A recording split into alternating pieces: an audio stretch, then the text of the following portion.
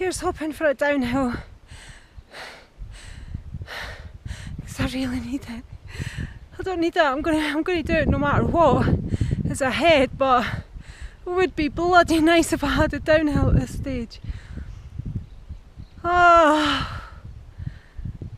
It's been a tough day cycling, but what an amazing day cycling. I just can't believe I'm pedalling through Bolivia. I never ever in my life ever thought I would be cycling through a country like Bolivia. Not only that, but cycling through regions that's jungle, like, fantastic, absolutely bloody fantastic. I could do with a cup of tea though, a real cup of tea, a Tetley's tea bag and real milk. Oh, what I would do for a cup of tea and some homemade cookies.